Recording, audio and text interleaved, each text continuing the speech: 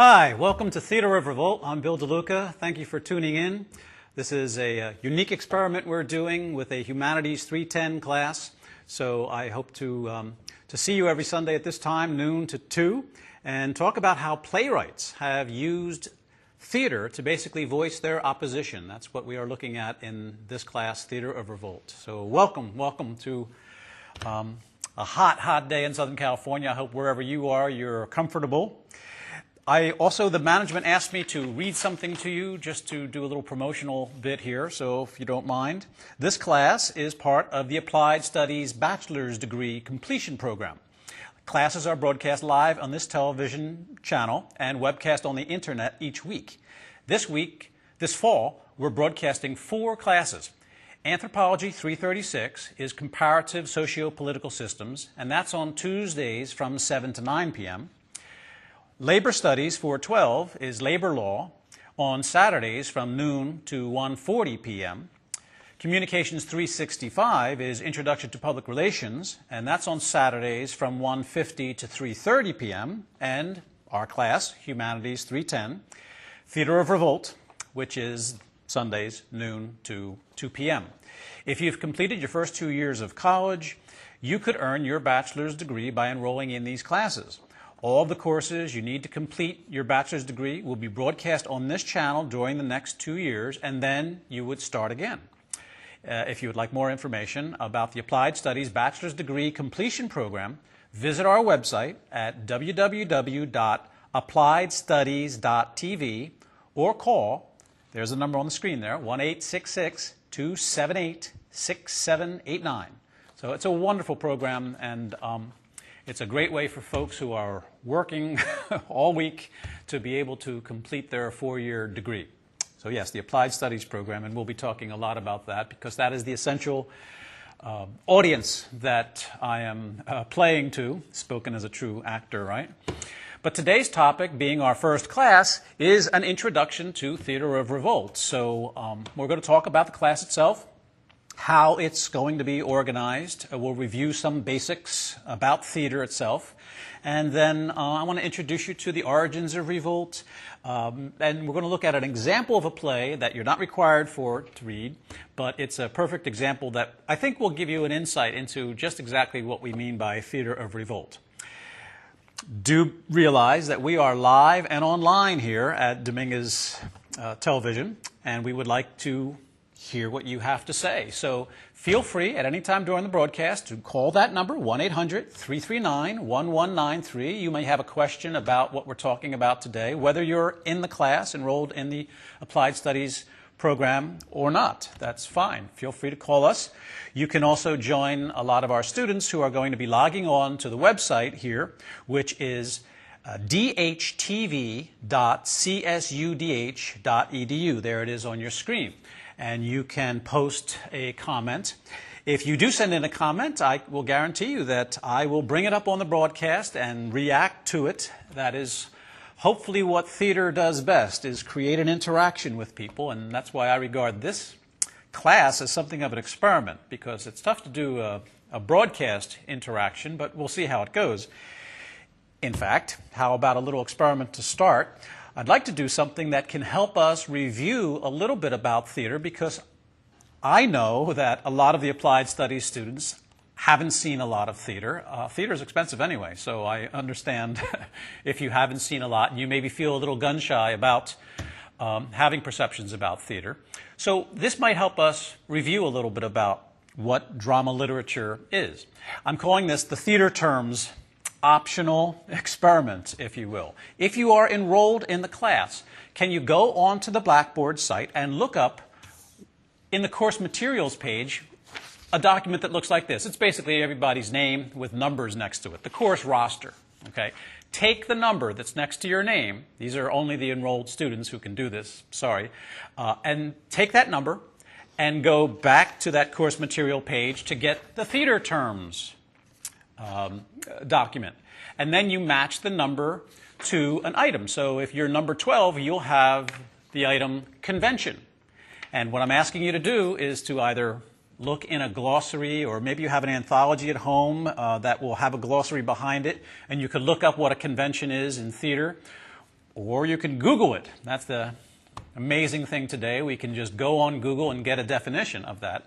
Because what I'd like you to do is to go on to DHTV and type in your own words, no need to copy and paste from Wikipedia here, please, a one-sentence definition of convention or whatever your item is, okay?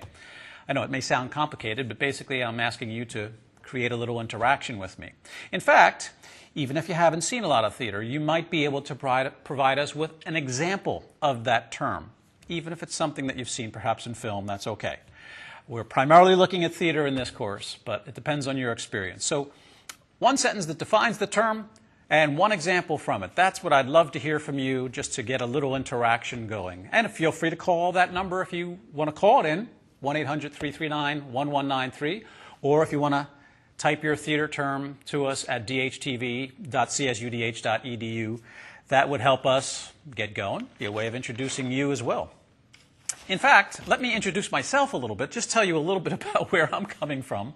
I am a theater guy. I am not too much an academic as much as I am a stage director. I was trained to put on plays, live theater with actors and directors and designers. And I'm just very fortunate to be at Cal State Dominguez, where I get to teach a variety of classes, be that acting, directing, playwriting. These humanities classes have been a great thrill for me. I teach a course in masks, for instance. That's been very exciting in the humanities area. But I also get to direct a lot. I've spent 10 years in New York City, where I directed a number of plays there. While I was in regional theaters, I got to direct shows. And obviously in my last 19 years here at Dominguez Hills, I've had a chance to direct not just classics like Twelfth Night, Antigone, Misanthrope, but original plays, Biloxi Blues, The Art of Dining, Cuckoo's Nest.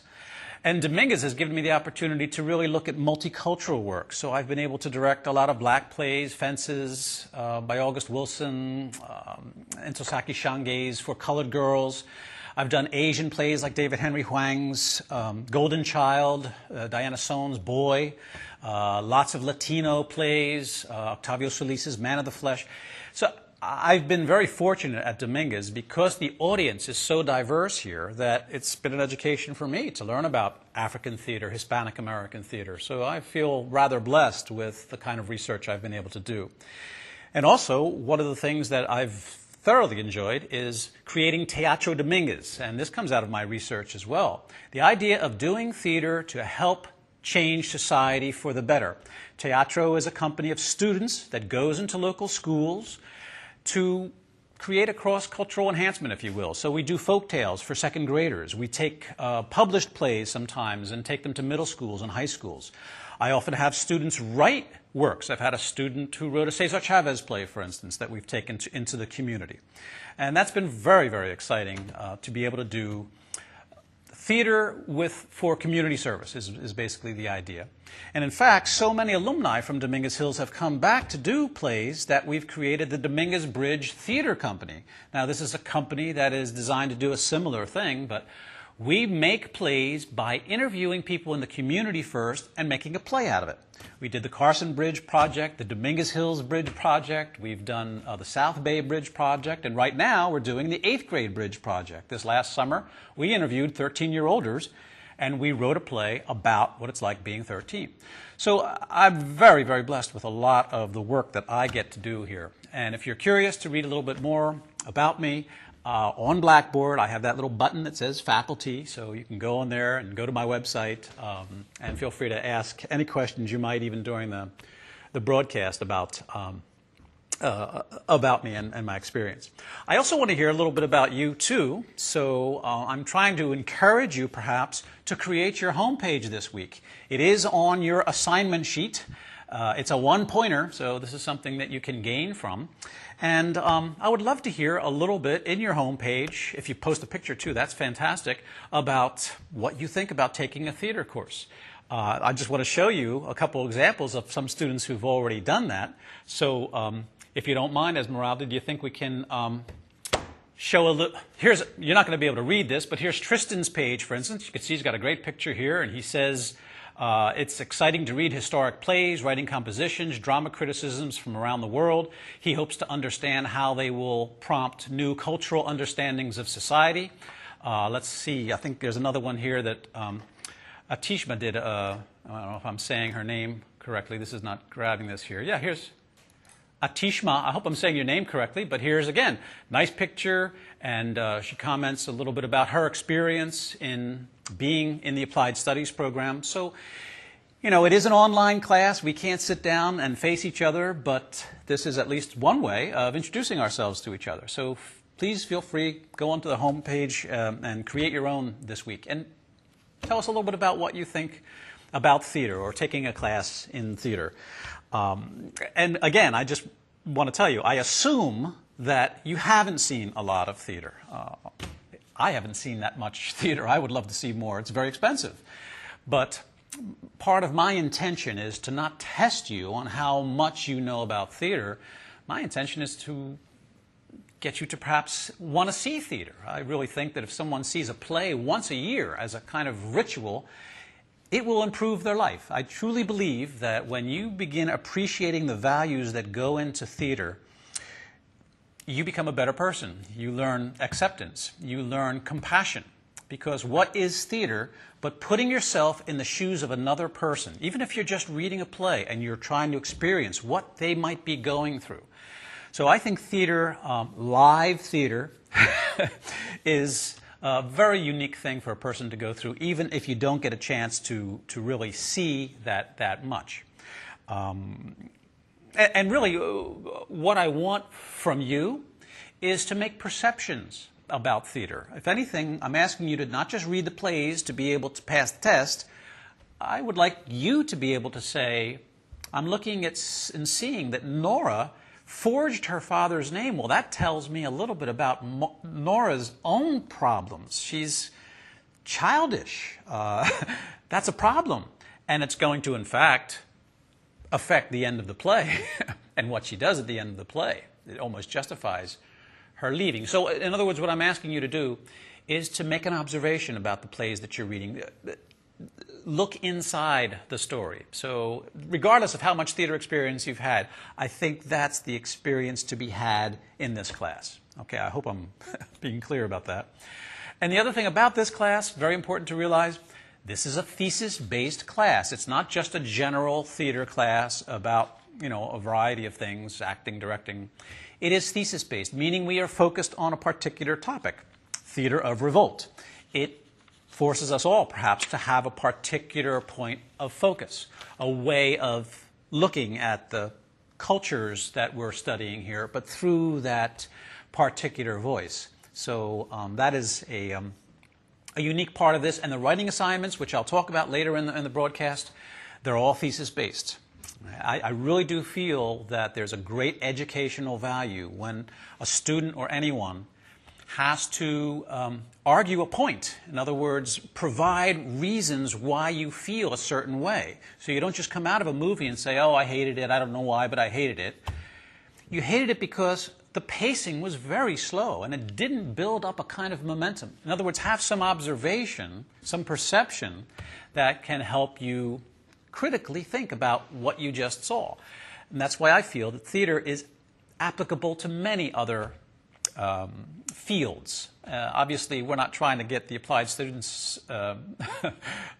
students to leave that program and join the theater department. I'm trying to help these transferable skills move into your way of life. So I think there's a lot to be learned that is transferable, is the point I'm trying to make.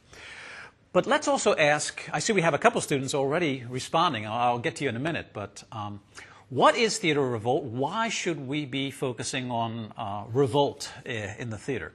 Well, first of all, let me say that the concept theater of revolt is directly from one of the most prominent scholars in America, Robert Brustein, who in the mid-60s wrote a play called Theater of Revolt. I happened to go to Yale and work with Brustein, where he was the dean. He's now at Harvard and has done such wonderful, wonderful work. But his concept, his premise for that book was that ever since Ibsen, and then moving on to Strindberg and Chekhov and O'Neill and Pirandello and a number of these great writers, first half of the 20th century, were reacting against modern life. They had some kind of complaint about what was going on, and that today theater is dedicated to revolt. I love the premise of the book. I mean, I thought it was one of the most powerful books ever on my psyche.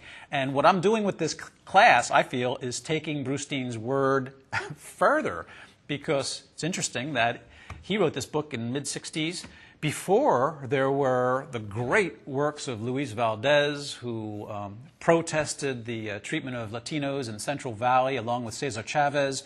Many great women's theater, Asian theaters were developed throughout the 60s and 70s and 80s, feminist theater. So there's so much more to revolt than Brustein even imagined when he wrote the book. In fact, I even include some of the classics because I believe that revolt is kind of a natural thing.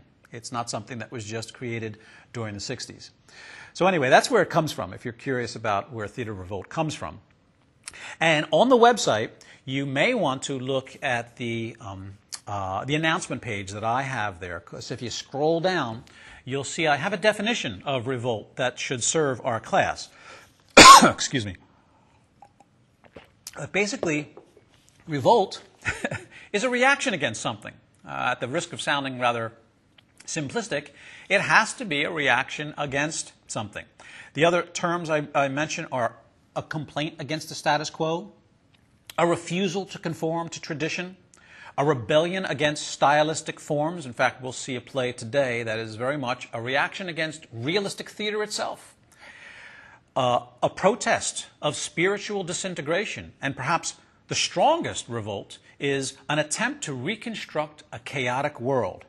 You know, revolt for me is not just destroying society. It is not terrorism. Revolt is trying to do something positive, trying to replace something that has broken. Okay, so don't think of revolt as just negative people complaining about things. There is an attempt to improve society implicit in at least our definition of revolt. Okay, just for a little sense of humor here too, I want to introduce you to one of the greatest philosophers of all time, Groucho Marx, who said, and this pretty much helps to define our concept of the theater of revolt, whatever it is, I'm against it. Groucho's great statement does capture a little bit about what academics tend to do. We tend to, you have a feeling about a certain thing, well, I disagree, even though I may have agreed yesterday with it. We tend to want to disagree so readily. So I have a little clip. Van Bridgman, our senior producer here, hunted this down for me. God bless YouTube. And I think you get a kick out of Groucho's profound analysis of revolt here.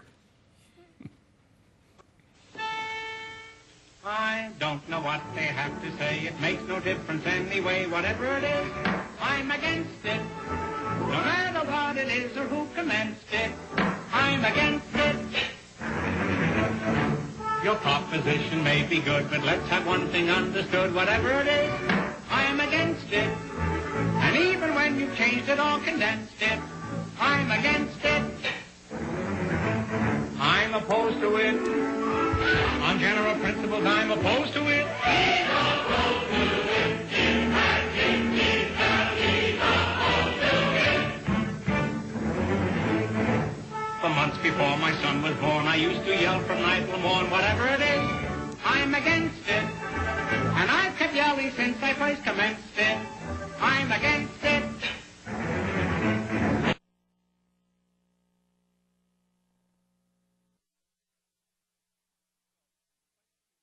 Well, Groucho is leaning in the right direction in terms of what we're focusing on with Theater of Revolt. I do want to qualify one thing, though. In this course, we are looking at plays, theater, live theater. So it's not a class on film or television. I don't mind that you refer to other films or whatever, but we are analyzing a different play each week. So that's what the main focus is. Also, we will be relating this play that we read to other areas of the humanities and modern life. So that is part of what we're doing in Theater Revolt. And finally, I just want to caution you that when you are analyzing your plays and discussing them, find out what you're reacting against. Our definition is it's a reaction against something. You need to know what that something is. Okay? Here's a perfect example right here behind me. This is a terrific image from one of the plays that we will read, Flying West by Pearl Cleage. And it's a beautiful play. It's about the movement by black Americans to Nicodemus, Kansas, an all-black town. This is in the 1860s, 1870s. And it's a movement away from the slavery that oppressed them and the Jim Crow laws that came in. Well, I think you'll love the play, but this is an image of the three sisters of the play celebrating a kind of ritual that they dance to assert their need to be independent black women. And that is why we chose this as the logo for our class, Theater of Revolt, because it so clearly expresses their reaction against slavery and Jim Crow. And we'll get more into the development of Jim Crow. Unfortunately, it stems from a famous actor who created that stereotype. But remember, in reacting against something, be able to identify what that something is. That's very central to what we're doing here. Okay, let's hear some of our theater terms. I understand we have some students who've been already on the website looking at the theater terms list, and this can help us just review a little bit about theater itself, since we are somewhat new to this. So let's see, I think we had Teresa there. Yes, Teresa Weber, thank you. Unity, the term is unity. And her definition, when speaking of a screenplay, that's okay, I don't mind, but I'm sure it applies to theater as well, references a unifying theme used to tell a story. Unity is a blending of stories and or situations, events, perspectives, time, or time periods that when used together to create a story becomes relative to one another as a whole. Very good definition, Teresa. That's very essential. You know, a lot of things we don't realize is that when a playwright writes a play, they really want to focus on a theme, because if you're particularly focused on what it's about, it helps everything fit together. Right down to the scenic designer who's going to be arranging their colors so that the set kind of fits together. A costume designer will tell you that you have to have everyone in different colors out there, but it all has to blend together. When you take that cast photo at the end of the show, you really want the costumes to look like they all fit together. I'm using that one little tiny example, but it has a lot to do with the writing of a play. It has to fit together. The people have to be a believable family, for instance. It can't seem like this kind of a sister would never have that kind of a mother. So there needs to be a connection between the characters that establishes a kind of unity. So it's a very, very important term. So thank you, Teresa. Okay, here's Nikki giving us melodrama. Great term from the 19th century. The use of music in theater in order to increase the impact of the performance or help to better define the characters on the emotions of the viewer. Melodrama actually means music drama. It goes back to a French phrase. So the idea of having someone playing the piano in the background for those old silent movies, that was a famous melodramatic technique. It affected how people felt. When you watch a film, you should take a note of how much music is there in every scene. It is always there affecting you, and hopefully you're not aware of it. That's the way it should best work. So melodrama, the real origins have to do with bringing the audience to an emotional feeling. The actual writing of melodramatic plays, especially in the 19th century, was the attempt to theatricalize the experience. Rather than writing a sensitive interaction between brother and sister, a melodrama wants the sister to be caught in an avalanche and the brother is running up to try to save her. Okay, so spectacle is at the heart of melodrama. And we have spectacle today in many of our melodramas, whether they be in our TV soaps, and there's many theater pieces that use melodrama. So it's not just the 19th century. But Aristotle would tell you that one of the 6 important elements of the drama is spectacle. There must be something that's theatrically interesting, that is larger than life, that makes it a little different than our own boring lives. That is the reason why it's up on the stage. So melodrama, make it large and theatrical. Okay, here's John identifying a good term: the protagonist, the central character in a novel, play, or literary work, the main entity in a story who experiences some situational or contextual offset and strives to overcome the condition. Good example here, thank you. That example was the character Willy Loman in Arthur Miller's Death of a Salesman. Strangely enough, a play does have to be about somebody. It's very hard, and there are examples of plays that feature a whole town who is the central character. But in order to understand what happens from scene to scene, it's got to be somebody's story. So you follow Willy Loman. You follow every step that he makes. It's what puts us in the play. So you got to have a protagonist. That is a traditional approach, I know, and there are some interesting new radical experiments in writing plays, but that's the easiest way to get an audience involved, is to link the whole experience of the play onto someone's particular story. You're following their path, and obviously you're going to have an antagonist who's standing in the way to create some sense of conflict. But let's see now, John's got a good one. John Trask, Deus ex machina. Since I was open to choosing, I picked this term as it's an idea that I've always found interesting in the dramatic arts. That's fine, John. I know you didn't get onto that enrollment sheet, but that's fine. It's basically a plot device that seems to come from out of the blue to solve a character's problem by providing a solution in this way. Instead of as an outgrowth of the plot and actions of the characters, the audience is somewhat cheated. An example would be when some type of random or, excuse me for my reading this way, I'm waiting for the teleprompter to come through. Character happens in a play. A murderer who confesses to save the life of someone about to be executed for the crime or a cliff that suddenly gives way, hurling the villain to his death at the moment he is about to best the hero. Very good example. I love that. Basically, it can be a cheat by a playwright who has written himself into a corner. John, that's wonderful. Deus ex machina, strangely enough, comes from the Greek theater. At the end of a play that perhaps Aeschylus or Sophocles didn't know how to figure out, they would literally put an actor dressed as one of the gods in what was called the crane, the crane. And they would haul that character up over the stage house and onto the stage, where they would then decide, we're going to let Orestes go. In other words, the god makes the solution to the play. And it's a Latin phrase. The Romans kind of characterized that. They dubbed that phrase, God from a machine. However, it's come down to us as a literary, John just called it a cheat, and you're absolutely right.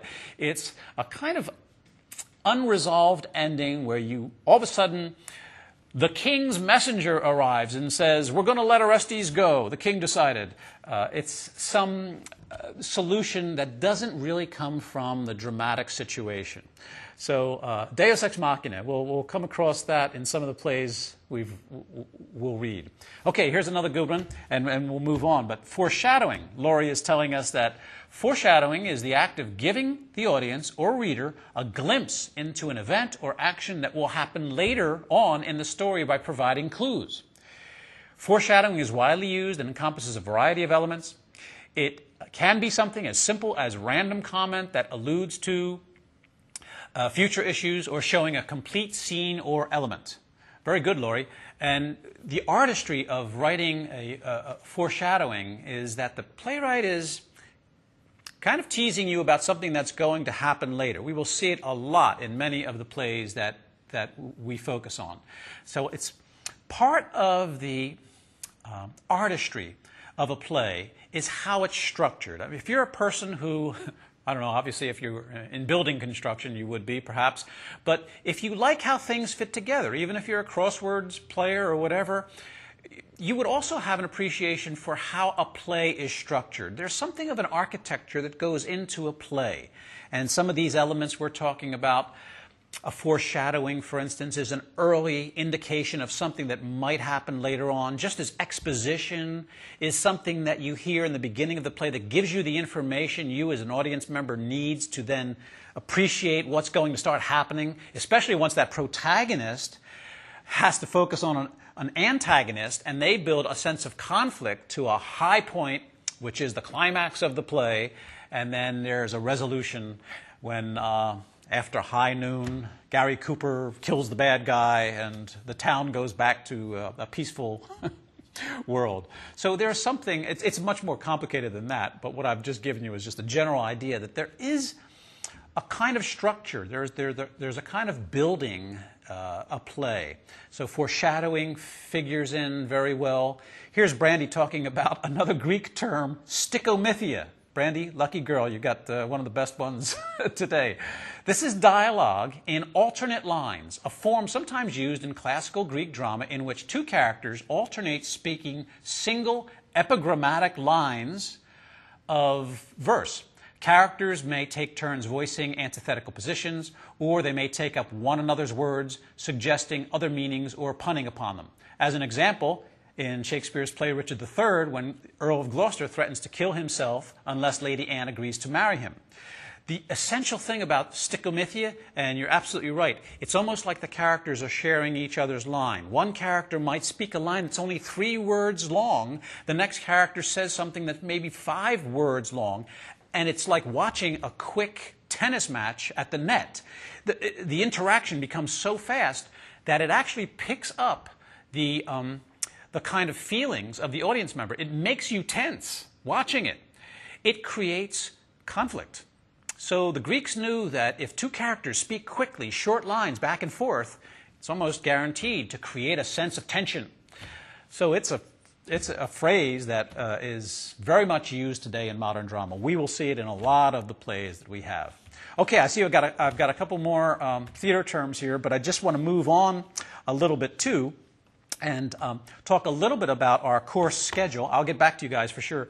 But I want you to make sure, the enrolled students in the Applied Studies program, that you go to the assignment page every weekend. The syllabus has a very detailed schedule, class schedule. It's not a daily schedule, it's a weekly schedule, since we're meeting once a week.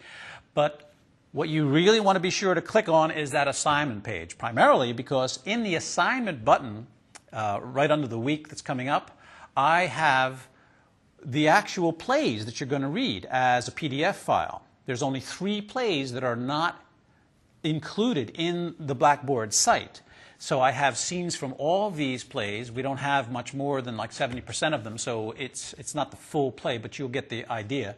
But there are 3 other plays, and if you go to the syllabus, you'll see which ones they are, and you can be able to look at those. This is the list of all the plays that we read. I'm not going to go through all of these now, but I can guarantee you that amongst these 12 plays, we have women's issues, we have African American, Hispanic American, we have issues that are political, issues that are social, that are psychological, and that perhaps will tell you that even a play as simple as Trifles is telling a rather feminist story about how women perceive the world in a different way than men. So I think you'll enjoy these plays because they all do a similar thing, but from a very different perspective. And you will find those plays all listed on the syllabus as well. We don't have to go through them individually. And also realize that another way that we will have discussion in this class is through the use of the discussion board. As you read the play, and it does take a while to read a play, so it's good for you to maybe read that assignment page on the weekend and start reading the play.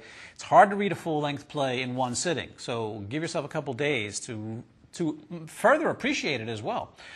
But by Thursday, I'm asking you to post by midnight a focus question that can go out to the class. And it's best if this is kind of an open-ended question, not a question like, what year was Shakespeare born? But maybe a question like, did Shakespeare's childhood in Stratford-upon-Avon affect how he wrote plays? Wonderful question. Okay, something that will allow students to then, by Saturday noon, write what I'm calling an essay, basically, at least 100 words. That is a response to that posting of another student's, not your own, that can then be something that I'll refer to in the program, like I've just been doing with the theater terms. So it's a way of generating some discussion for an online class. Okay, so that's just a couple things about the actual organization of the class. All right, let's hear a couple more theater terms. This is good because we're reviewing some of the essence of what good theater is really about. Here's Carol Lee. She has the phrase as a symbol. A symbol is something visible that by association or convention represents something else that may not be visible. Very good. In her example, for instance, the American flag can be a symbol of other things, such as the United States, patriotism, the military. Very good example. And symbols is the nature of any great literary work. So we will look at how the title, A Doll's House, is a perfect symbol for the almost claustrophobic, less than human treatment that Nora receives from her husband and everyone around her in her existence. And the symbol becomes so central that she's treated like a doll, both by her father and later by her husband, that it is definitely a woman's emancipation play, even though it was written by Henrik Ibsen. So symbols are going to be everywhere in what we discuss as theater, and that's what I'm asking you to do. Make an observation and say, I really see this concept of her as a doll as a wonderful symbol. You'll see, you'll get the knack of it, I'm sure. Many of you are very intelligent enough to recognize symbols as soon as you read them, but that's part of the trade that we're going to be involved in this class. Okay, here's Cheryl. Cheryl drew an interesting one. She's got the item, a social problem play. As the name implies, these types of plays address social issues and concerns, and if done well, stimulates discussion and or reflection by the audience. Angels in America is a good example of a social problem play. Very good, Cheryl. A social problem play is an attempt to wake up an audience. I mean, Bertolt Brecht, he wrote plays that featured actors wearing masks because he wanted the audience to not get lost in the story and just passively sit there and just find out if she dies in the end or whatever. Bertolt Brecht wanted the audience to be saying, why are they wearing masks? And he actually had characters face the audience and ask if what just happened in the scene was really fair. I mean, he would dialogue the actors with the audience members.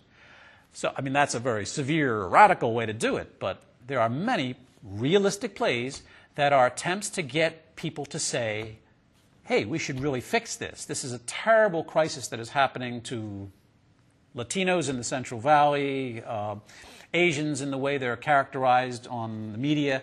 So a lot of modern drama is social problem plays. And as I mentioned, my Teatro Dominguez is a whole theater company dedicated to looking at plays that feature some kind of social issue. Or maybe it's just to raise a cultural hero to the awareness of the audience. Okay, that was a good one. And Veronica's got an excellent one as well. Subtext. The meaning of a play that can be understood from something that was unexpressed. Now, this is a tough one. Veronica, this is the kind of thing that actors talk about in rehearsal. A play cannot just be the actors learning their lines, which is tough in itself, and then going on stage and saying them. Obviously, they want to say them in a certain way. The director helps you along with that. But what an actor really studies is not just the lines, but what's going on underneath the lines. What is the subtext? What does the character really want? So you can read all of Doll's House next week and read what Nora says, but you, the audience member, the reader, should be saying to yourself, well, what does the character really want? Subtextually, underneath the words, what's really going on here. And that's the fun of theater, is to really see the human interaction that's going on between people, because sometimes, as you know, people don't always mean what they say, and sometimes what they say is direct opposite to what they do. So that's the hard part of reading a play, is to find out what the characters' objectives are. What are they really trying to do in a dramatic action way, not just words. Okay, so that's a tough one. It's very subjective, obviously, subtext. But these are the essential points that help a piece of theater succeed.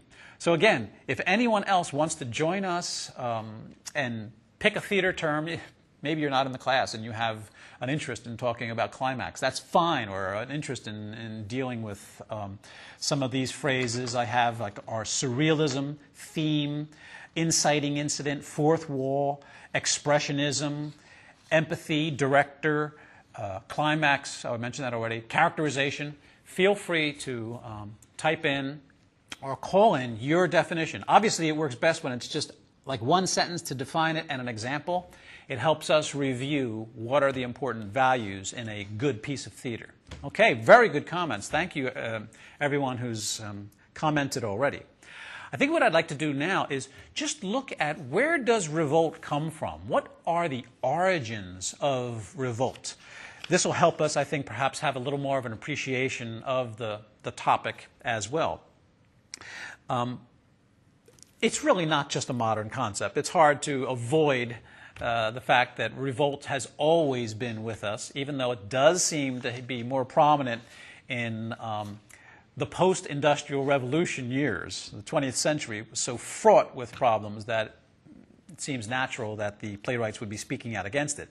But really, if you look back historically, and that's a lot of what we do in this humanities course, we study, where these plays come from. If you look back at the Renaissance, this was a huge time to really initiate a lot of revolt, because the revolt against the Catholic Church, which did not want anyone to question the belief system that was keeping people behind medieval walls for centuries, all of a sudden now there was a questioning of authority. All of a sudden there was the use of human reason rather than divine intervention in terms of the functioning of the universe. So we can almost perhaps say that the Renaissance was very essential in promoting revolt. Many of the revolutions that we've seen throughout history were instrumental as well.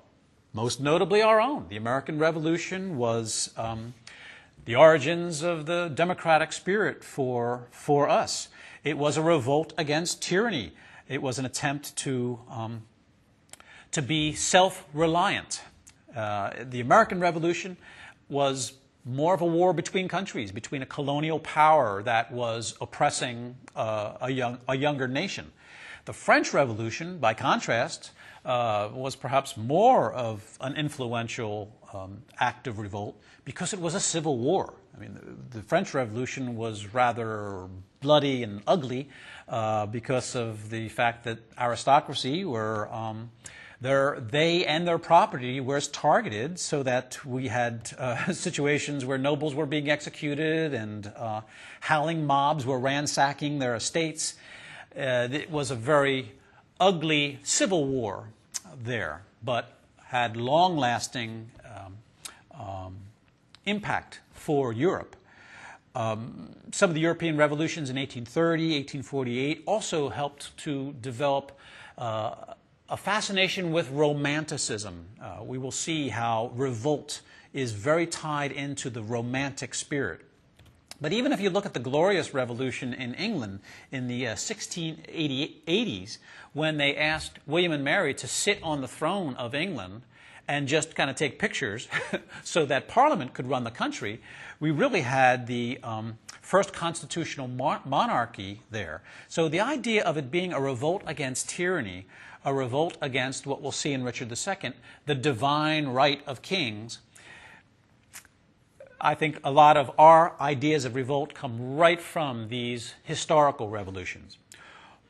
Also, if you look at religion, all of the great religions, if you look at Buddhism, Christianity, Islam, they all originated as a reaction against the decadence and excesses of the time. If you look at the Protestant Reformation, that was an attempt to, correct the outrageous selling of indulgences by the Catholic Church and some of the horrendous misabuse of power there. So it's interesting how revolution was central to religion, even though we think of religion as a place where you're trying to create a sense of order. Philosophically, there are many great thinkers who have pointed out how important revolt is in terms of our own thought. Wilhelm Hegel, for instance, is a very prominent philosophical figure. Hegel, who later was very influential on Karl Marx, created a triadic dialectic where he basically posited that for every concept or force, there was going to be an opposite force, what he called the thesis and the antithesis, and that, in fact, there would be a synthesis between these two forces that would actually be a new thesis, and that this opposition would be eternal. It would continually move on, such that revolt, in Hegel's idea, is natural. It is not something that you would think is an outrageous, horrible thing. It is everywhere in terms of how it originates. We obviously referred to Groucho earlier, but that whole concept of whatever it is, I'm against it, shows that, like we talk about the pendulum of history.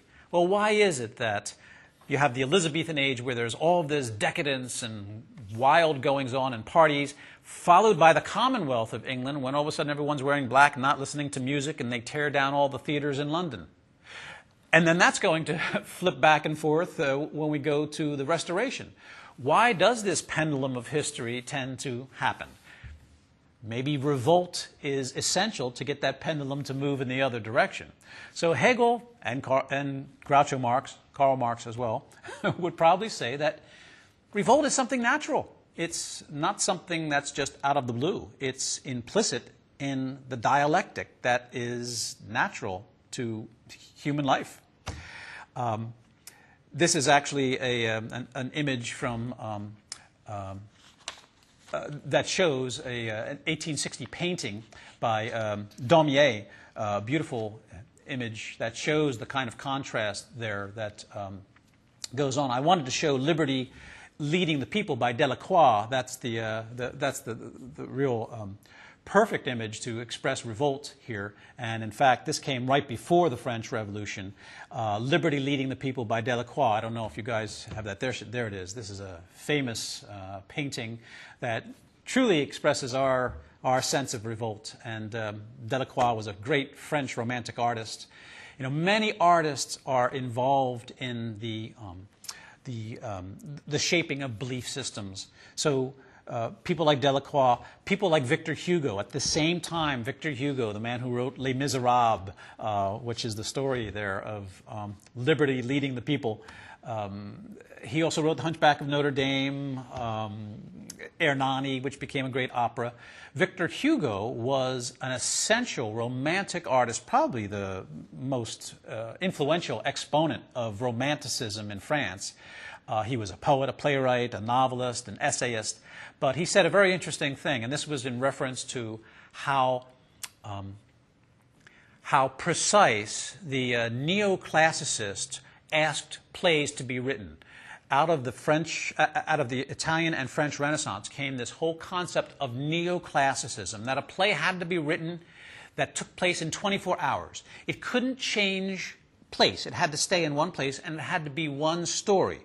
Obviously, Shakespeare never listened to any of this because his plays were brilliant for changing their locales, changing times, jumping 6 months ahead, and for having two plots. Plays like King Lear feature two separate plots, Lear's and Gloucester's. But the neoclassicists believed that it should be written according to these unities. Well, Victor Hugo and the Romanticists broke that apart beautifully in plays that purposely went against the norm. And I want to read you a great quote here, which to me is a great expression of revolt and a call to many playwrights to write from the heart. Basically, Victor Hugo said, "Let us take the hammer to theories and poetic systems. Let us throw down the old plastering that conceals the facade of art. There are neither rules nor models, or rather, there are no other rules than the general laws of nature. He wrote that in a preface to a play called Cromwell, but it really expresses revolt in a characteristic way. Let us take a hammer to the theories and the poetic systems. If someone has an idea of how they want to write a play, why shouldn't they be allowed to? Well, this was 1830 that he wrote this, but it has come to be a true rallying cry for the playwrights of 1960, 1980, and now the 21st century. So, interesting how artists have inspired us to express our own revolt. By the way, I should mention a little bit about the humanities here, because a lot of what we want to do when we talk about these plays on Sundays, I will start with a little bit of background information about the history, about the literature, the art, the philosophy, because that's why we call this area the Upper Division Integrative Studies. And I know a lot of the Applied Studies students are taking the SBS 318 sequence. You guys are taking that whole general education upper division area. But it's meant to be integrative, meaning that it should make connections with other areas, in our case, in the humanities, with the art, the history, literature, philosophy of that time. This is done primarily to give more relevance to the plays that we read. It shows, it gives it more significance to, in our case, the sense of revolt that is there. When we talk about the humanities, this may be repeating myself a bit, but we are talking about the study of human expression here and how it's revealed in history, literature, philosophy. That includes religion and mythology, for instance. We'll refer to some of the mythological stories that involve Antigone, for instance, in the famous Greek tragedy. And the arts, which includes performing arts as well as the visual arts. Also, it's interesting that the term Renaissance man, I don't know if you've ever heard of that famous term, but that concept that a person should know a little bit about everything and not just be a master of one trade, but a jack of all trades. That concept applied to people like Elizabeth I. She was truly a Renaissance woman. She spoke 4 languages. She was very cultured. She loved fashion. She loved theater. She rode into battle in armor. I mean, she had such a wide variety of skills. That is the Renaissance man or woman. And unfortunately for you guys, it is the heart of the general education requirement. I mean, that's perhaps what educators in the 19th century were thinking of when they thought that students should have a wide, a well-rounded experience when they come to college, so that they're not just studying in labor law, but they're also learning a little bit about what's happening in the arts or in the sciences. So that is perhaps the heart of the whole general education requirement that we're all working on here. So yes, I will give you information about the playwright, the play, the other plays that the playwright has written about. And this is not information that's going to be required so that you know. It's not going to be really on the exam. Everything that comes on the exams in this course comes from the plays. So if anything, you can disregard anything I say in the broadcast, except that I will focus you on parts of the plays that will be covered in the exam. So it's only the plays and the reading of who does what when in the plays that is going to be the subject of the exams, okay? Even though we're going to talk a lot about the philosophy of the time or the history of the time in these broadcasts, it's done more to add relevance to your experience here. But yeah, that's how the exams really take place. Okay, a couple more theater terms here. I think we have a number of people who are wanting to educate us on what makes for good theater, yes? I see we have Kathleen Yampolsky here. Oh, you picked verisimilitude. Terrific choice. The word is verisimilitude. It's a long one, I know. It's a Latin word which means the appearance of reality. The work is grounded in reality. It is accurate and has no breaks in continuity. It allows the audience to suspend to suspend disbelief and buy into the story. Excellent, Kathleen. That's terrific. You even included in this the suspension of disbelief. Wonderful scholar from the 18th century, Samuel Coleridge Taylor, said that when we go to a theater, we actually suspend our disbelief. In other words, we know we're watching actors who are dressed in costumes, and they've done this 50 times before, but they're doing it again tonight. They're doing this show. But we, in our head, have to say that we believe it. And I mean, this is the amazing thing about theater. You watch people in the audience and they're crying or they're laughing. They're totally caught up in the reality of what's going on there. But it's all a lie. The actors are lying, and the audience knows that it's not happening for the first time in front of them on stage. It's a performance. So Coleridge was very astute in showing how when audience members go to the theater, they are wearing a mask of sorts. They are putting on a deception because they're buying into it, as Kathleen has just said. And verisimilitude, the appearance of reality, is something that actually goes back to those neoclassicists, the guys who said, it has to be done within 24 hours and one plot. And even though that sounds so restrictive, their intention was a good one, which is that when we see a play, we should identify with what's going on. For instance, the neoclassicists said, you can't have choruses of people on stage. The Greeks had like 15-member choruses. Well, the neoclassicists, who wanted verisimilitude, the appearance of reality, they thought that would be strange. So they said, no more choruses. It's just the people who live in the house, who are in the family, and that will create the appearance of reality. And that's, 1500s, 1600s. So the idea of trying to make theater more and more realistic is something that grew through time until finally, by the end of the 19th century, we get naturalism, when people like Henrik Ibsen are really showing people as they live their life. So very good one, the verisimilitude. And here's Melissa. You got suspension of disbelief. Great. Thank you, Melissa. When the audience is willing to overlook something fantastic for entertainment value, like when you're watching a movie and you say, yeah, right, that would never happen, but you laugh or cry anyway. Sometimes, really the mark of a great play is to watch something that seems so fantastical, but yet you believe it. And this happens a lot when we are watching our movies. If you watch something like The Matrix, in the back of your head, you know that this is not a real place here, but yet you buy into it and you want to feel that this is what a future age might look like.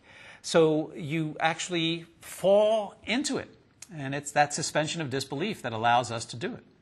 Okay, here's Derek. He pulled arena. Very good. This is a good phrase for looking at the different ways that we do theater.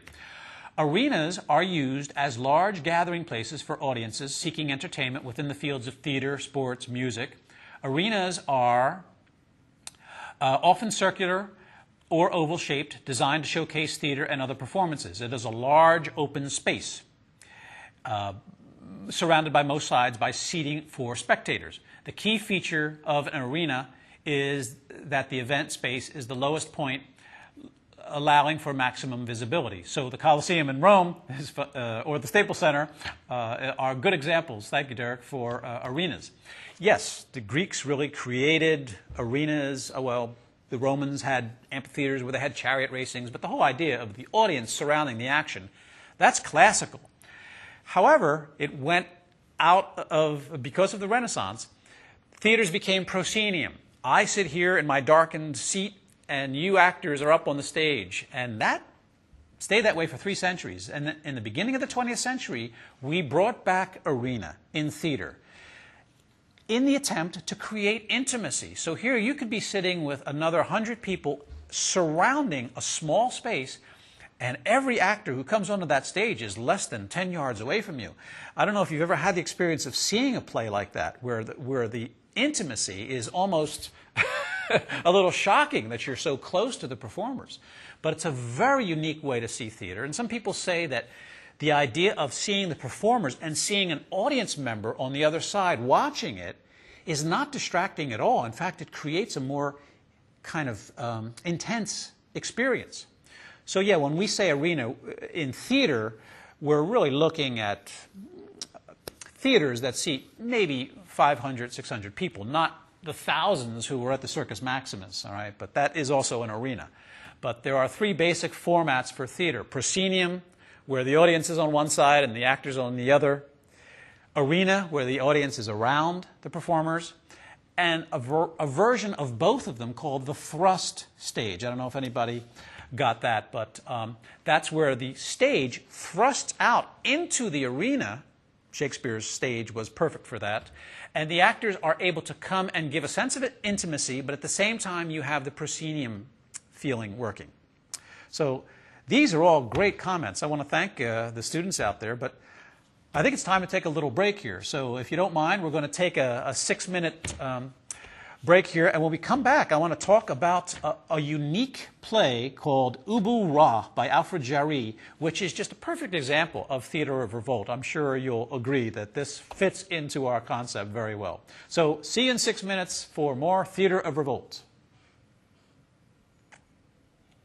Hey, what's up? I'm Nicole Aaron. And I'm Shayna, and you guys are watching University TV, Today we're at California State University, Dominguez Hill. home of the Toros. Come join us on our campus tour.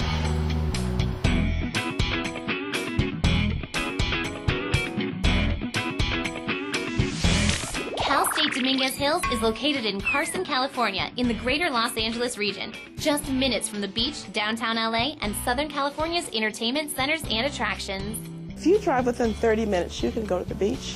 Within an hour, you can hit the mountains. Southern California is wonderful. It's pretty much always warm here. We certainly have Hollywood and all the hot spots, so there's a lot of fun things to do at Cal State Dominguez Hills and in the Los Angeles area. The park-like setting of the Cal State Dominguez Hills campus sits on 346 acres, providing plenty of places to study or lounge outside and enjoy the California weather. And all buildings are only a short walking distance from one another. You'll also find pedestrian paths lined by eucalyptus or other shade trees. Known as the College on the Hill, the campus makes good use of the terrain, with many buildings built at varying elevations. The campus's main level is the second story of most buildings, and bridge walkways provide a seamless connection. St. Dominguez Hills has recently been listed one of the safest Cal States in the system. It's an amazing place to be. It's a beautiful campus, and we're very, very proud of it. The university enrolls about 12,000 students per semester and is one of the most ethnically and culturally rich student bodies in the U.S. No one ethnic group on campus is in the majority. The student body is 70% female to 30% male. Well, after graduating high school, I had my options. Let's just say that I'm going to different schools. And I decided to come here because I want to be a teacher, and Cal State Dominguez Hills has one of the best teaching programs for teaching credentials in the Cal State system. And that's one of the big things that pulled me here. The admissions requirements for Cal State Dominguez Hills are the same for the CSU system. We also require students have a specific GPA requirement that corresponds with their SAT or ACT score. The higher your GPA, the less weight we put on the score. The lower the GPA, the stronger that weight needs to be. Students with GPAs below 2.0 are not eligible for admission. For California residents, the average full-time annual fee for the public university is $3,400, not including the cost of books or housing. Out-of-state students pay about $400 extra per unit. The university offers many financial aid options, including scholarships and grants. Cal State Dominguez Hills gives you your choice of 45 bachelor's, 21 master's degrees, and 10 teaching credential certificate programs. We're planning a project in underwater crime scene investigations. Our students are doing is they're developing algorithms to teach this robot to think, to identify shipwreckage, explosives, and so forth. Some of the students' favorite majors include liberal studies, business administration, digital media arts, child development, and nursing. People who already have a bachelor's degree, they can enter into our entry-level master's program in which they would get the generic nursing training, which would allow them to become an RN, and then at the end they come out with a master's as a clinical nurse leader. Want to work in television or the motion picture or music industries? Cal State Dominguez Hills Digital Media Arts program successfully prepares students for careers in those fields. The legend holds true. There's a ghost in every theater. The Dominguez Hills spirit comes to every play, opens the elevator doors, and wishes the cast good luck. The university also has the largest master's degree program in conflict resolution and peace building.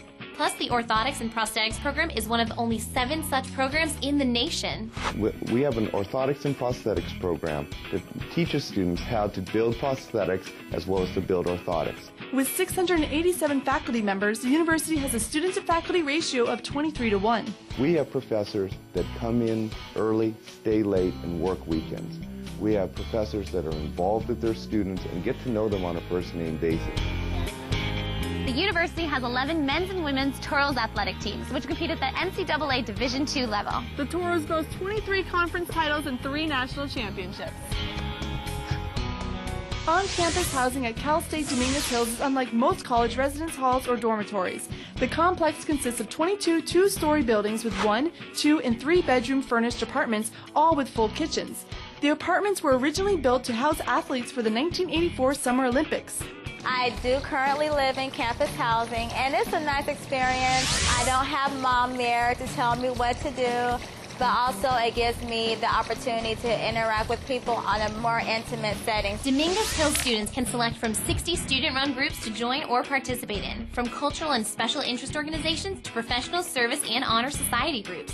There are also 5 fraternities and 8 sororities on campus, some of whose origins have Latino or African American beginnings. There's a lot of things students can get involved in. They can obviously get involved in clubs and organizations, sororities, fraternities. But we do other things. This week we're doing a dodgeball tournament. Addicted to reality TV? Well, here's your reason to get off the couch. The Associate Students Incorporated put activities together for their students every year. Today, The Amazing Race.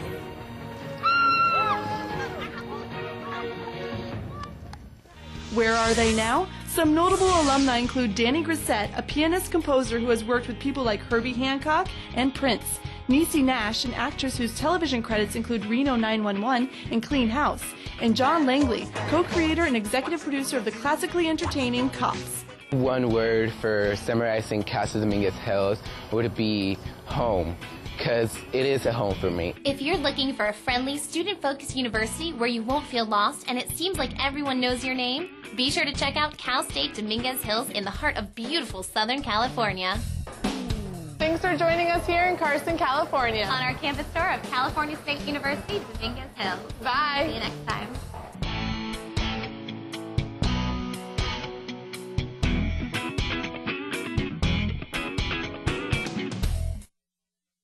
Hi everybody, I'm Bill DeLuca. Welcome back to Theater of Revolt. This is our first program, and it's a, so far, very successful experiment. We've got some students who've been sending in some theater terms. These are posted ideas that are on our website, but if you have any terms that you'd like to share with us, something that you think is important that makes theater work. We were just saying verisimilitude is a term that, the appearance of reality, it has to look like it's really believable, right? Isn't that something that we would come out of a film or a piece of theater and say, it just wasn't believable. I didn't believe that she was a teacher for a minute. So what's a term that you feel is important to theater? In fact, in terms of this whole concept of theater of revolt, even though we are looking at plays that the students in our class will read during the process, one a week, in fact, someone may be sitting out there on this hot day in Southern California or wherever you are in our country. I know we have people who are in North Carolina in the class and Northern California as well, that are maybe sitting there wondering if they can contribute. So feel free to call in if you have an idea of what you see as theater of revolt. You may have seen a show, for instance, just recently, and it could be something in your local community, a community theater, or a local university production or a community college production that you feel really qualifies as theater of revolt. I'd love to hear what you have to say about why you thought that was such a good experience of theater of revolt. So feel free, even if you're not enrolled, to interact with us and fill us in on how theater of revolt is everywhere around us. Okay, so I want to talk a little bit about this one play that I think will give at least our students in the class a terrific example of what we mean by theater of revolt. This play is called Ubu Ra. The original was written in French by Alfred Jarry. It means Ubu the king. Okay, there's the, and it was written in 1896, and the opening night of this play started fistfights in the audience. I mean, this is perhaps the origin of a new modern form of art, the birth date of Alfred Jarry's Ubu Roi. It started the whole absurdist, Dadaist, surrealist movements. It was a very strange play, a satire of European society, and it was basically an odd story. It was kind of a takeoff of the Macbeth story. I'll read you, for instance, the opening scene. I think I have it here somewhere. And I hope you're not offended by the word that Firmin Gemier, who was a famous actor at the time, when he came out and said the opening word in French, Pa Ubu, here this is this very heavy set. You see, this is the actual drawing that Jarry did of Ubu, and he comes waddling down to the center stage, and he says, Merde! Now, for those of you who are French, are probably going, oh, right? Because that's the S-H-I-T word. Now, to us today, that is not such a bad word. In 1896, it caused 15 minutes of people fighting in the audience. In fact, when they finally, Gemier, who was a very adept actor, did a little dance to kind of settle them down, and the scene continued. So Pa Ubu says to his wife, "She-it." And Ma Ubu says, "Oh, that's lovely, Pa Ubu. You are a great big gangster." Pa Ubu says, "Why don't I bash your brains in, Ma Ubu?" Ma Ubu says, "It's something else you should murder, Pa Ubu, not me." Pa Ubu says, "In the name of my green snot, I don't understand." Ma Ubu says, "So, Pa Ubu, you are happy with your destiny?" Pa Ubu says, "In the name of my green snot, she-it, milady." At that time, as soon as he said the S-H-I-T word again, the riots started again.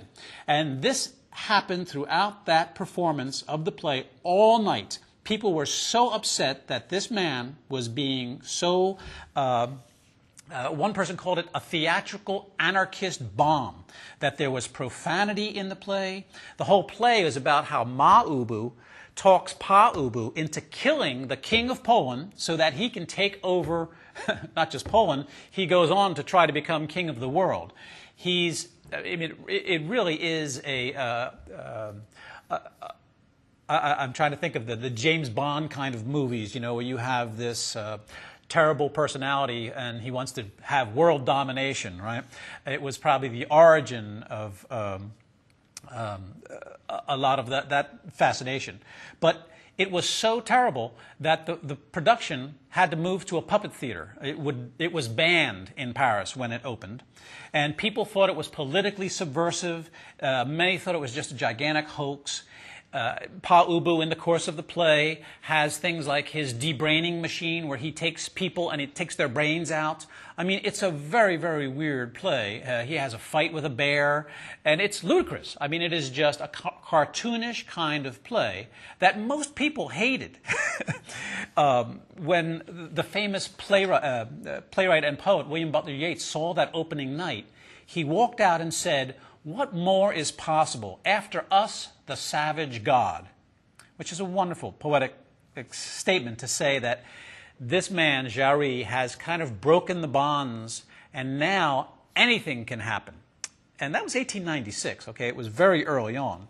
But the play became kind of a rallying cry for many other artists who wanted to react against something, complicated by the insanity of World War I. And all of a sudden now we had visual artists and philosophers and writers of all kind seeing Jarry as the origins of absurdist, Dadaist theater. I just want to give you just a little sample of this, okay? This is an Italian production, so you're not going to understand it, but this little clip will show you how Jarry was out to upset people. I mean, it was really a shock value that he was after. In fact, he stated his real intention was that he wanted to stir up people who had passively watched realistic theater for too much. Remember I said that you need to know what the play is reacting against? Well, This play, Ubu Ra, was a reaction against realistic theater, of people sitting in theaters and just passively watching the show. Believe me, his production got people to react. So here's a little clip, just to give you an idea visually what this Ubu Ra would look like.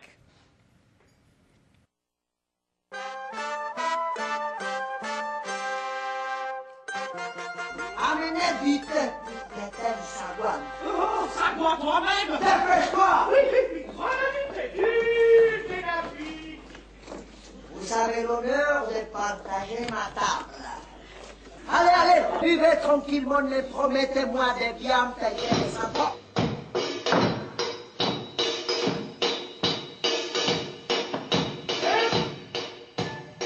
Depuis combien de temps n'étais-tu de barbouiller, ignoble et drôle? Ce soldat est pas propre! Qu'avez-vous perdu? Voilà! Ya! Oh, misérable! Tiens! Oh! J'ai la couronne! Oh. Me voici roi dans ce pays et je me suis déjà planqué dans ma gestion. Voilà qui est bon d'être roi perdu!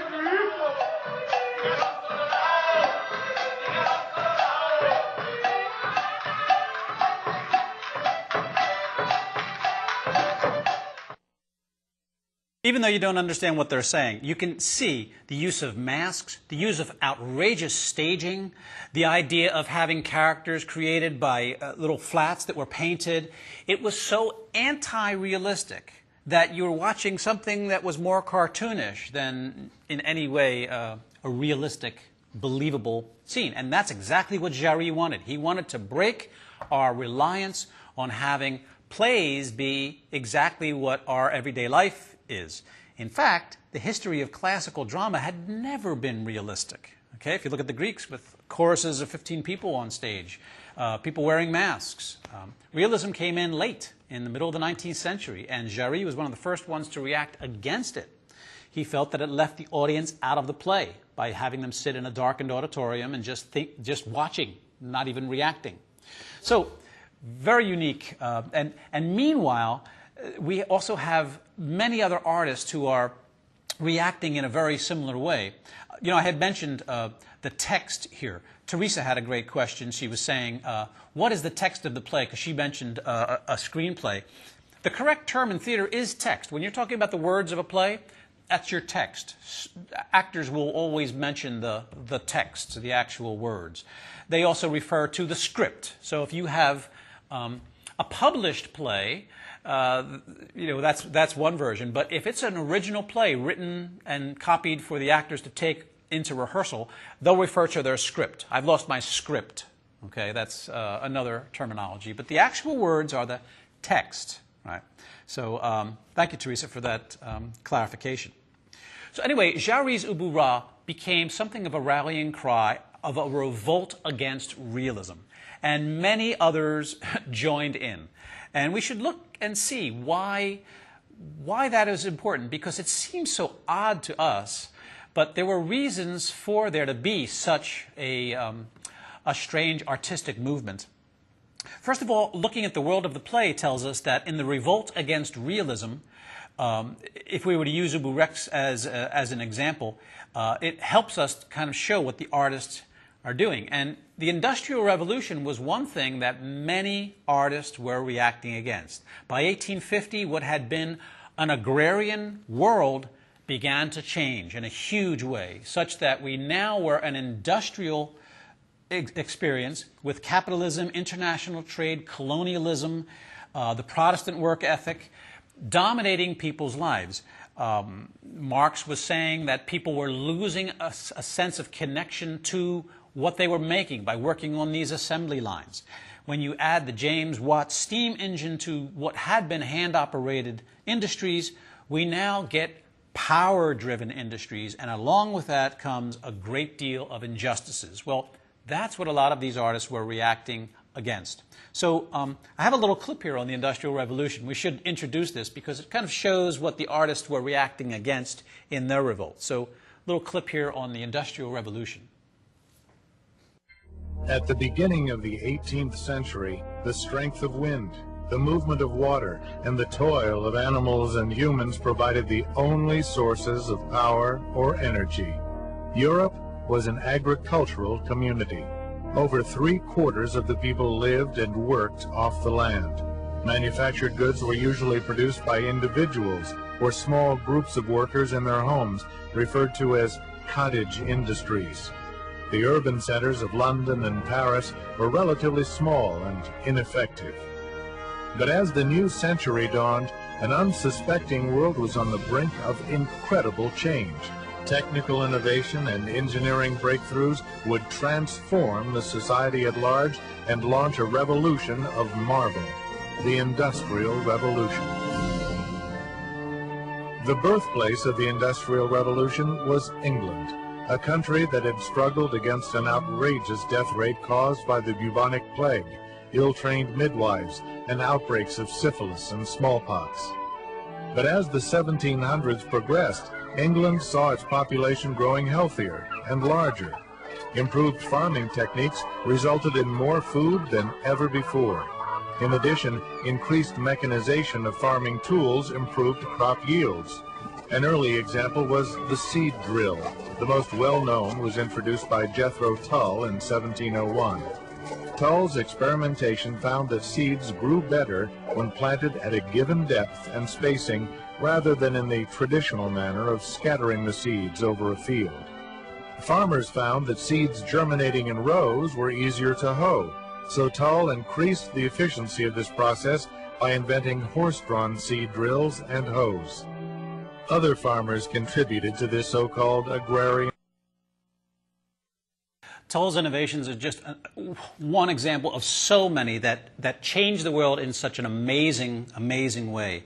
However, with the advances of industry came many injustices, and that's what many artists began to react against.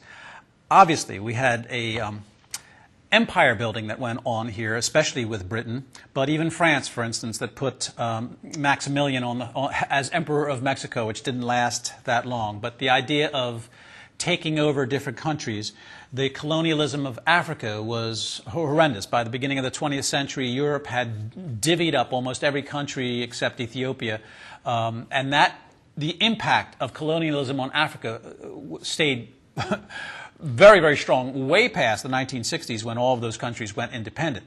We'll look at that in this class as well. So it fueled a lot of what built into World War I, basically. And many European nations were competing for markets when they colonized India, Africa, China. And a lot of artists began to react against this. They didn't like the impact of the Industrial Revolution. And it created a whole new form of social thought. I had mentioned Marx, for instance, but the communist socialists began to think that, workers needed to unite to be able to take control of production away from the capitalists, rather than live dependent on the profit motive.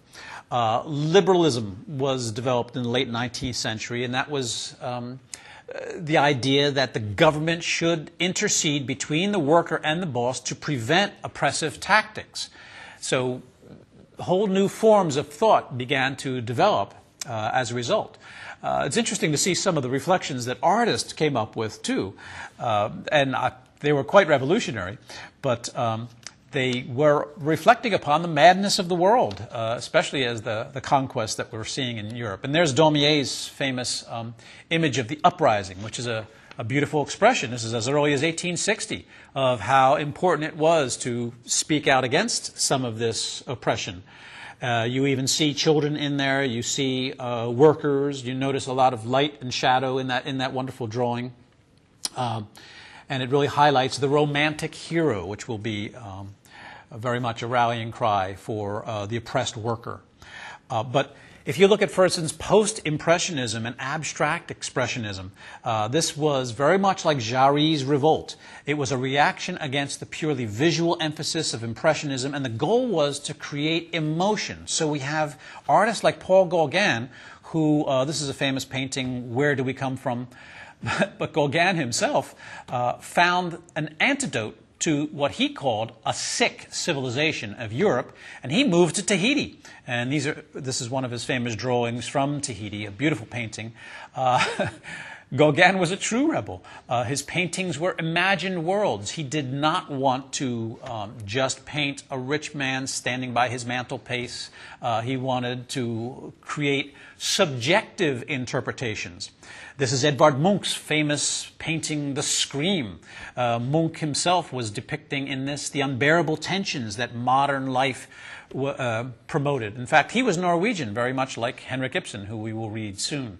But this whole concept that everyone experiences anxiety, alienation, that was there in The Scream. And that would be, talk about foreshadowing, this really is a painting that tells of modern life. You may not relate to it realistically, of course, but again, that's what these artists were doing. They were using a much wilder brush stroke, a Van Gogh-like imagery to show the feeling that is in this particular concept. So very emotional painters. Vasily Kandinsky, he even went to the degree where you couldn't see any kind of image in his paintings that told you where we were. This is abstract expressionism as early as 1919. And he was out for the spiritual qualities of colors used as independent images. But he equated representational art with materialism and felt that he could help create a spiritual rebirth by creating what he called visual poetry. I mean, that is not an image of anything you recognize. It is more an arrangement of forms. Many of the artists were in such revolt against the dominance of realism that they wanted to go more into abstract forms. And the whole 1920s, 30s, 40s, right up to Jackson Pollock in the 1950s, was often very much against the image. So very unique. Dada and Surrealism, you can't avoid them. They were very instrumental. And like Jarry, they wanted to go against the typical realistic formula. And here's Marcel Duchamp with his famous bike. This is putting a bicycle wheel into a bench, basically, and calling it art. But it was done with almost a sense of humor as well, just as when he drew a mustache on the Mona Lisa. That was also Duchamp's famous work here. It is, to some extent, the Dadaists were a unique group because they really felt that Western civilization should tear away all these great classics. Antoine Artaud was a famous writer who felt that we should get rid of Shakespeare and all of these great classics and get back to ritual. So these were revolutionary artists. It was a unique time, the beginning of the 20th century, to see the degree, and they certainly got negative reactions from critics and people alike who were coming to see the Mona Lisa. This is almost an act of terrorism to do this to such a famous painting, right? But again, it is part of the theater or the art of revolt. And can't leave out Salvador Dali, who was a famous painter at the time as well. This is his famous Persistence of Time.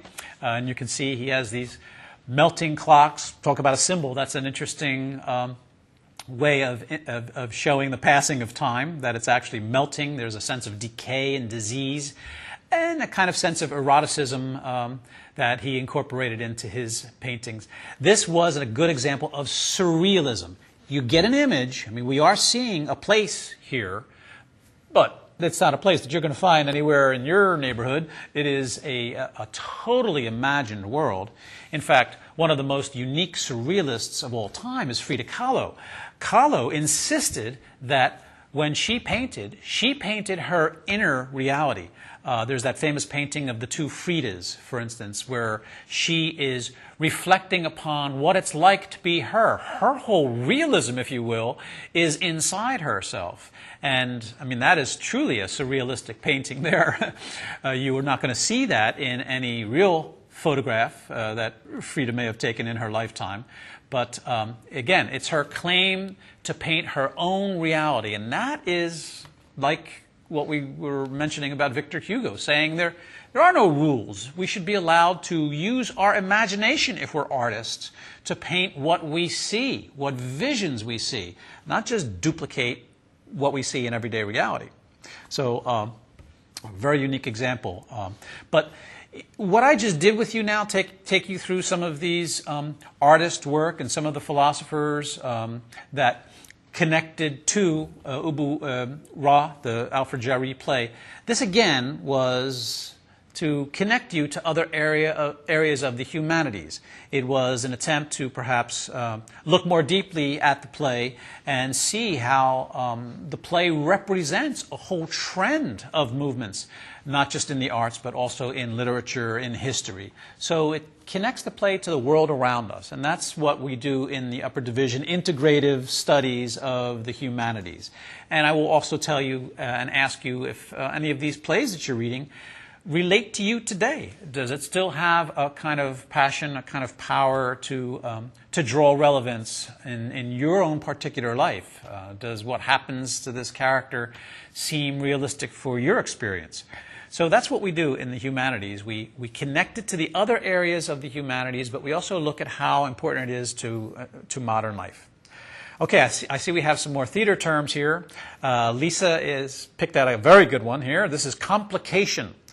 And this is a unique part of a playwright's expertise. Complication is a factor, condition, or element that complicates or adds difficulty. Complications are events in a plot that entangle a character more deeply in the problem. That's a very good expression there, and that's what a good playwright does. Look for ways to entangle the character in even more depth.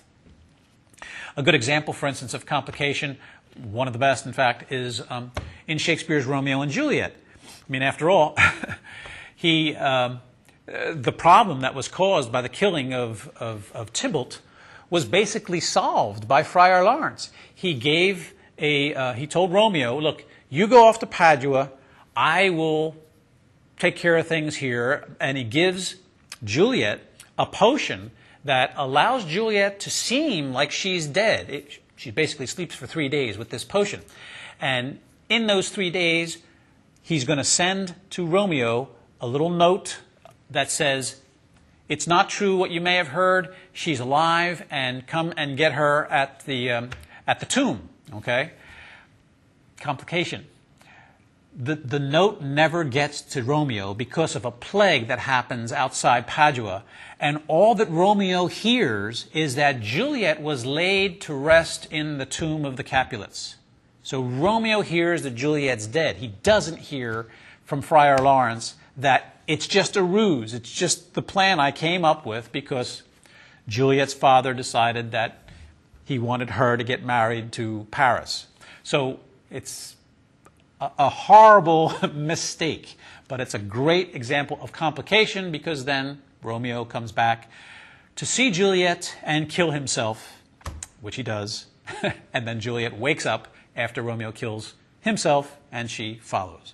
So that complication of the letter not getting through to Romeo is huge, huge. It kind of dictates what happens at the end of the play. So complication.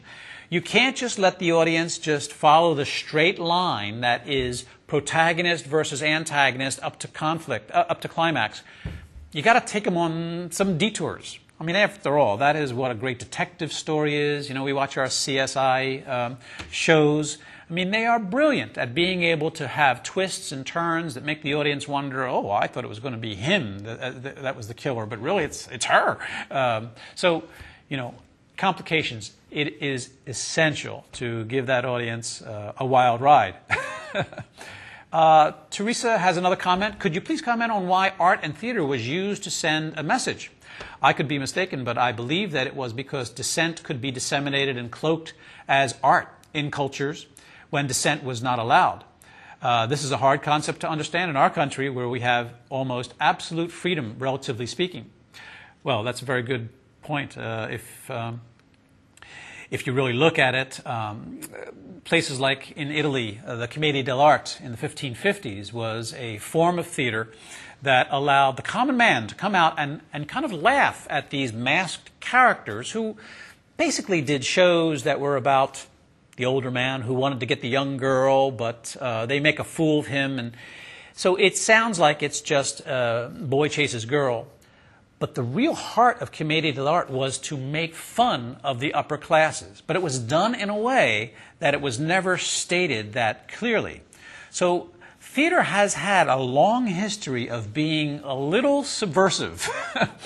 I mean, there are many films. I mean, look at Westerns like High Noon, for instance. I mean, there was a film that was done in 1951-52 at the height of the House Un-American Activity Committee meetings, and it was done to basically revolt against the blacklisting. You won't see it in the actual movie. You never see Gary Cooper say, you know, I think it's terrible what they're doing in Hollywood these days. But there was a movie that was so affected by that oppressive. So I'm agreeing with you, Teresa, that theater hasn't always been sanctioned by the governments to present contradictory information. And theater artists have had to be rather subtle and unique in presenting their messages. And sometimes those messages, you might watch them and you may never get it when you watch a piece of theater. So yes, the interaction between the governing powers that be and those playwrights is severe. Realize that Shakespeare was working at the time of the Puritan oppression of theater. In fact, the Puritans won the battle. The Puritans got all the theaters of London leveled.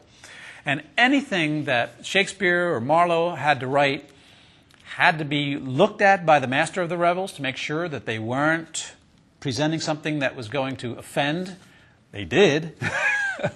The Puritans hated the theater and were trying to close it for years. So in almost every age, you will find how conflict was there as soon as someone gets up onto a stage to perform their experience. Even as autobiographical as it is, there's still a political statement that's being made. And as we know from the history of theater, men have taken that privilege and prevented women from performing all the way up till 1660 in England.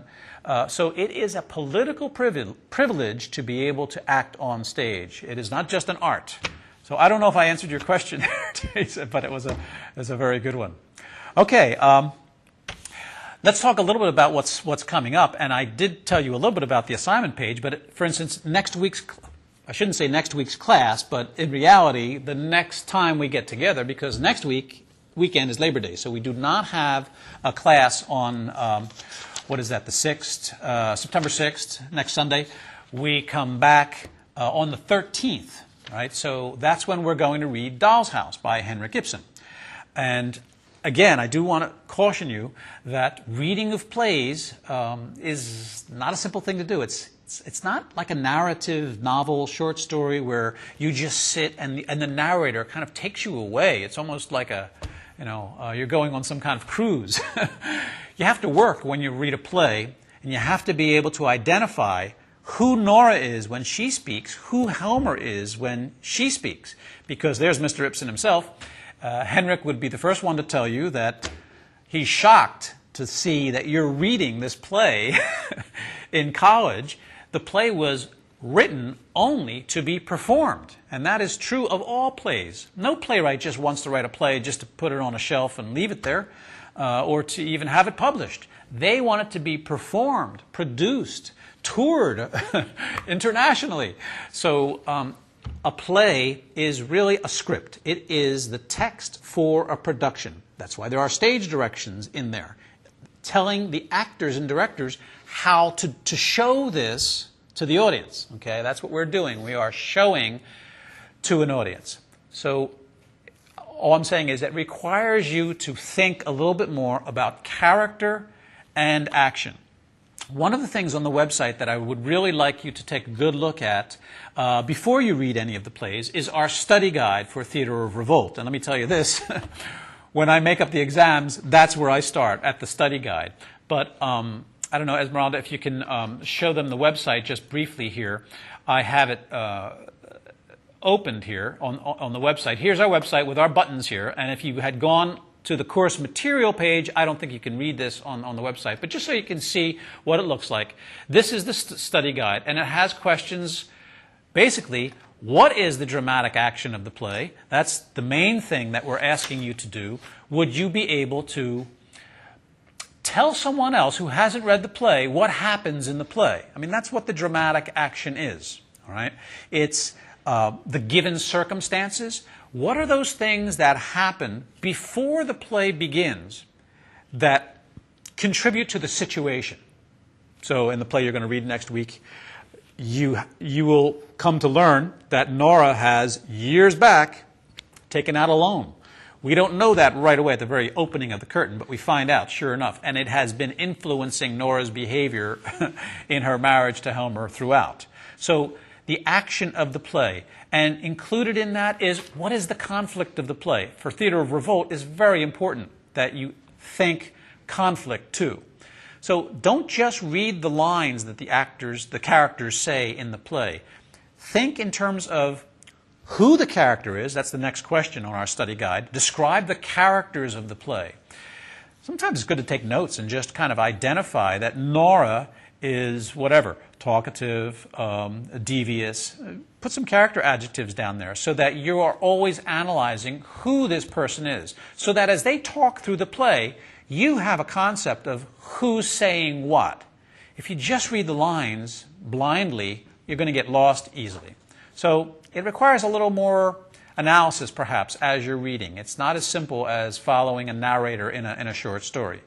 And there are some tips also on here on identifying character. What are the themes of the play? As you're reading, what do you think is the issue here that the playwright is fascinated by? Is there a statement that you feel the playwright is making?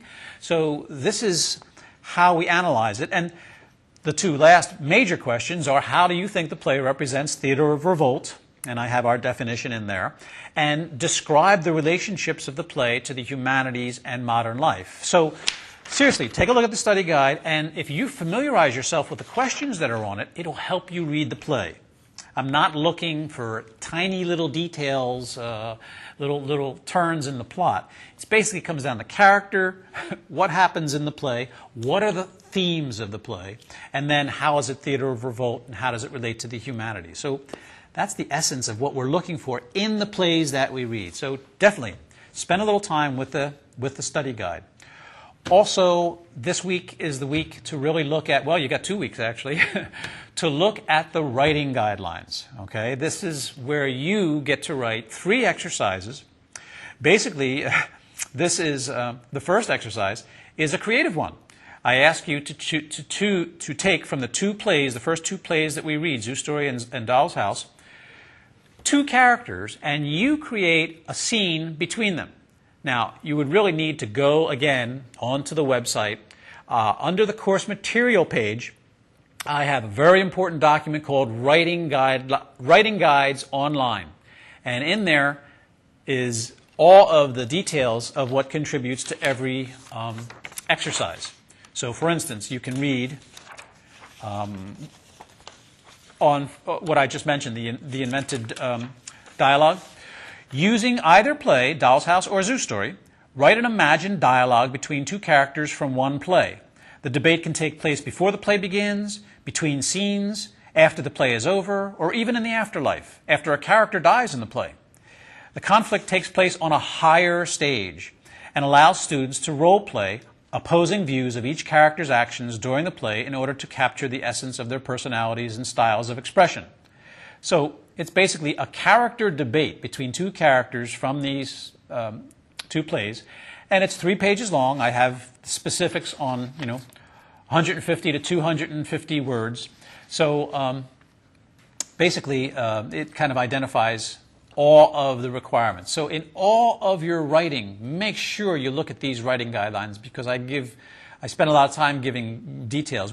We don't have a face-to-face interaction, really, so a lot of it is right here. In fact, I talked about John Bean's work called Engaging Ideas, where he argues that personal writing can enrich professional writing. So don't think of this as just a chance to be creative and have some fun. To some extent, it helps improve your discourse if you're encouraged to be personally engage in writing reflective and creative works. I just personally believe that there's a place for creativity in any workplace. And that is something that will not only ensure your hireability, but keep you hired if you bring some creative juices to the plate. So don't think of this as just a separate exercise. It may be something that can help you see the value of imagining how other people think. And you have to do that when you write a play. When you write other characters saying lines, that happens. And also there's the play analysis micro theme that I'd like you to read about. These aren't due for a while. And the major paper is where you choose your own playwright and one of their plays, and you write a 7-page paper about why you feel they belong to Theater of Revolt. And I also have on the website some examples of student papers that you can look at to see in the past how student and the face-to-face class have done that. The invented dialogues and the play analysis micro theme, they go onto the discussion board, meaning other students can read your work too. So you'll see on the discussion board I have sections for that.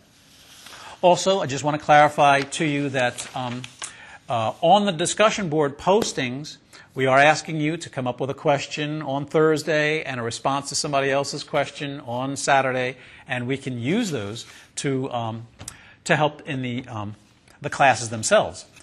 And as I say in the guidelines, discussion questions and responses for the discussion board are meant to provoke insights, reflection, and analysis from your fellow students.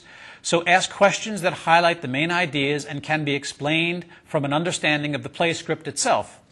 Use open-ended questions that will allow another student to discuss the material, not just say who dies at the end of the Death of a Salesman, but something like what is Willy Loman's goal throughout the play? That is a more appropriate discussion board question. So yeah, please go onto the website, make sure you look at both the syllabus and the writing guidelines. It's best for you to have this information in your head at the beginning of the course so that you can run along with us and not fall back. And again, in terms of the exam, there's nothing on the website. I don't post any outlines to help you with what's going to be on the exam. I have told you already, and I'll tell you again, what's going to be on the exam is what's in the plays. That's it. You don't have to read anything else but the plays. And that study guide, if you can answer those questions in the study guide for the plays that we read, you got it. Okay? The broadcasts, I will be telling you ideas that should help you with the exams, and that's the one way that I get you to tune in to our broadcasts. And I'm also trying to create an interactive environment. Okay, so I hope you enjoyed our first session, and I look forward to working with you. Feel free to email me with any questions, or Warren Ashley, who is the head of the distance learning program here. If you have technical questions, they're on the Blackboard site as well. But no class next Sunday, remember that. But it gives you time to start reading Doll's House. And it's a long play, okay? So it is a classic by Henrik Ibsen. Therefore, you should start early. And again, in the assignment page, all you got to do is go into that week's assignment page and click on the link. I have it in a PDF file. You may want to print it if it's easier for you to read a printed version, however you prefer to do it. Okay, so I hope you have a great 2 weeks before we meet again, and look forward to hearing from you. Feel free to email me with any questions you have about the play, but I certainly hope you enjoy reading Doll's House. It's a wonderful place to start for our Theater of Revolt. So we'll be seeing you in 2 weeks.